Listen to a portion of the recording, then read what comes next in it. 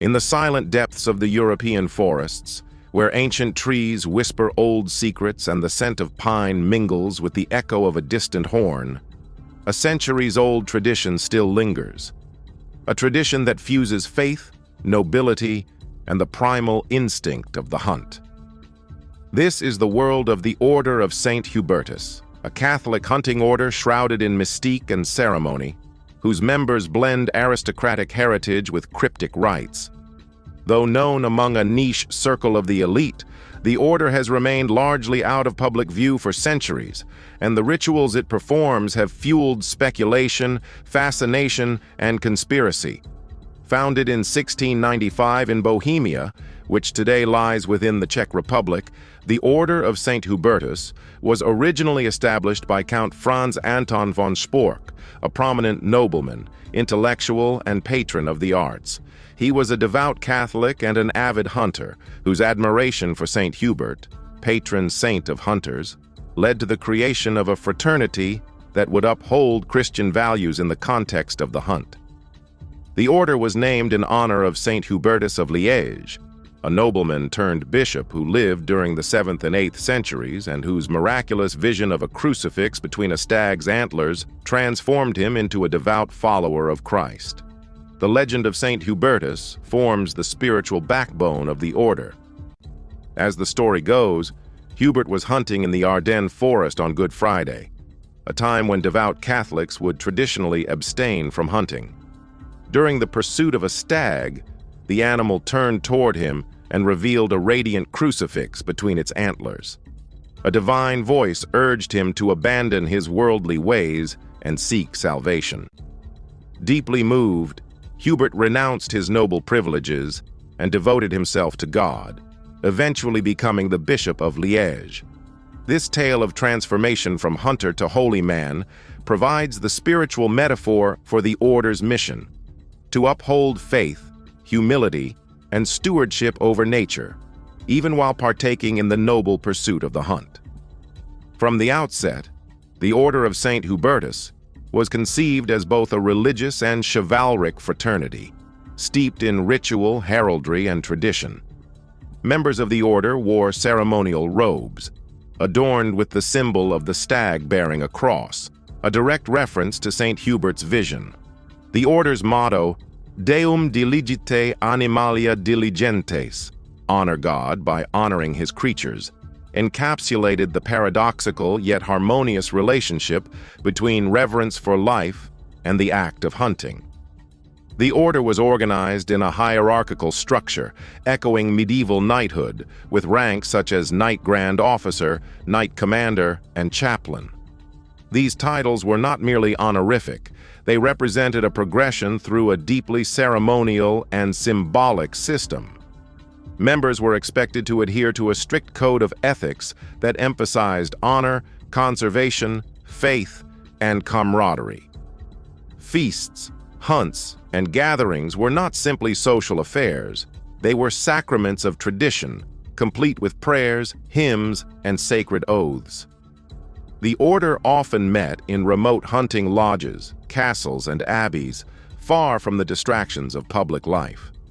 There, among candlelit halls decorated with antlers and tapestries depicting biblical and hunting scenes, the brethren would don their robes, recite ancient litanies, and partake in what many regard as esoteric ceremonies, rituals not unlike those found in knightly orders or monastic communities. Though these gatherings often included religious services, they also involved processions, chants, symbolic gestures, and blessings of the hunt, blurring the lines between piety and mysticism. Despite its noble beginnings, the Order of Saint Hubertus did not remain untouched by the tumult of European politics. In the 18th and 19th centuries, as empires shifted and revolutions upended old systems, the order's prominence faded. The rise of secularism and the decline of aristocratic privilege contributed to its temporary dormancy. Yet, the spirit of the order endured, preserved in private gatherings and among families who maintained the tradition in secrecy. In 1938, the order was officially banned by Adolf Hitler. who was suspicious of any organization that preserved pre-Nazi aristocratic loyalties or secret rituals. Many members of the order were part of the European nobility, which Hitler viewed as a threat to his own cult of power. This suppression drove the order underground, further enhancing its mystique. Some suggest that the secrecy of this era only deepened the symbolic and ritualistic dimensions of the order's practices, transforming it into a quasi-secret society with layers of spiritual, cultural, and political symbolism. Following World War II, the order was revived and reorganized, this time with a more international scope. It began admitting members from various countries, including the United States, Austria, Italy, and others, though it still retained its exclusive and aristocratic character. Membership was often by invitation only and required not only a shared love of hunting, but also a commitment to the ethical and spiritual tenets of the order. By the late 20th century, the order had regained much of its old prestige, albeit in a quieter, more discreet manner. Today, the Order of Saint Hubertus exists as a global fraternity of hunters, conservationists, and gentlemen of tradition.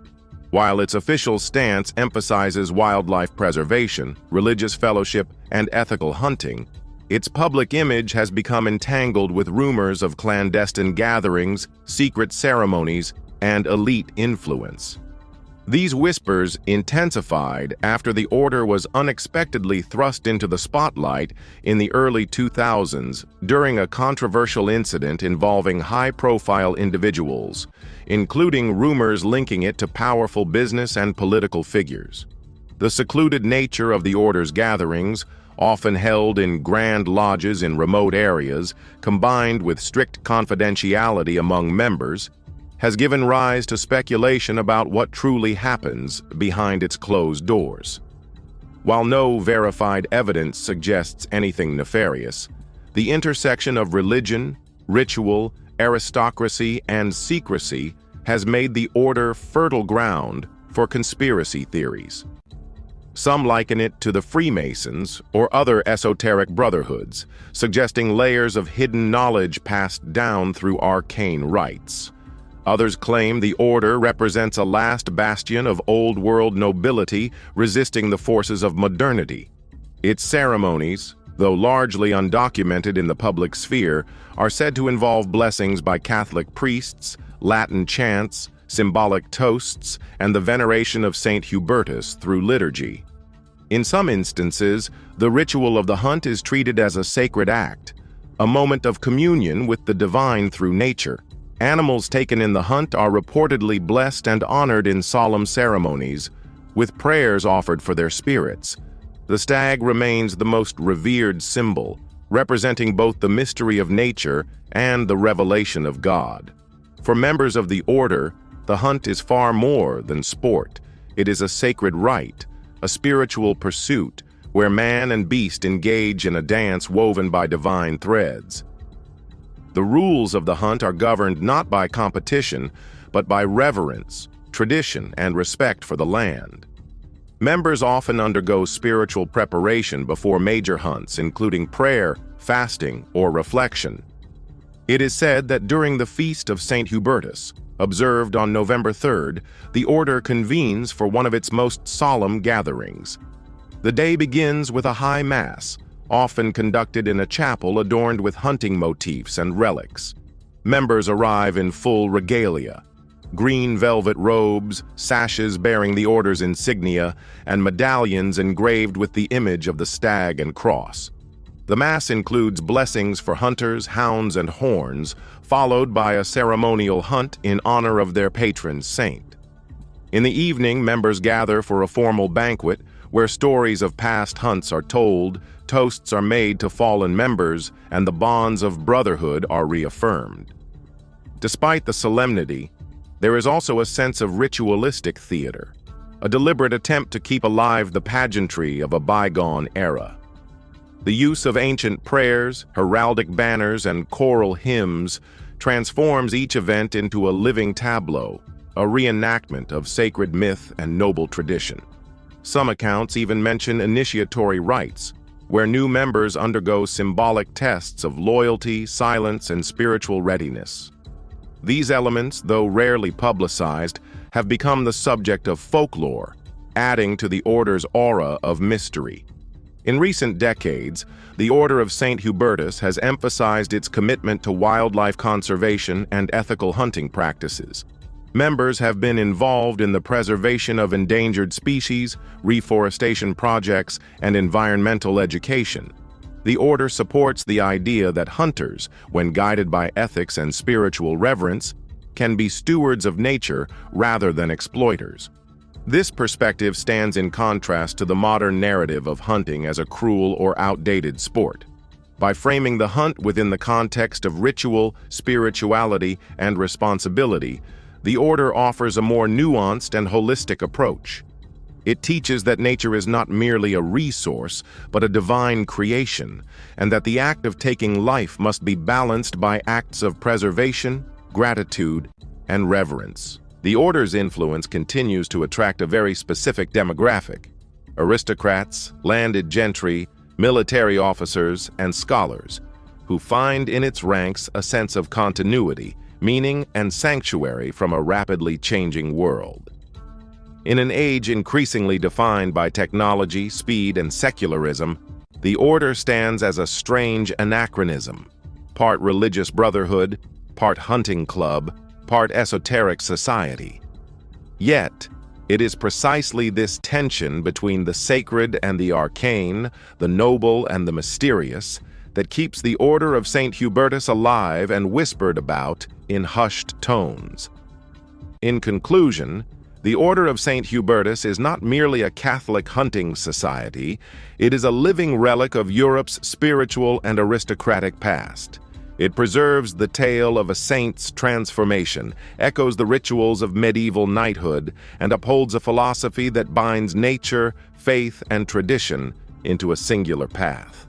Whether viewed as a solemn brotherhood or a secretive enclave, it remains one of the most enigmatic orders of its kind, an institution cloaked in velvet, crowned with antlers, and consecrated in mystery.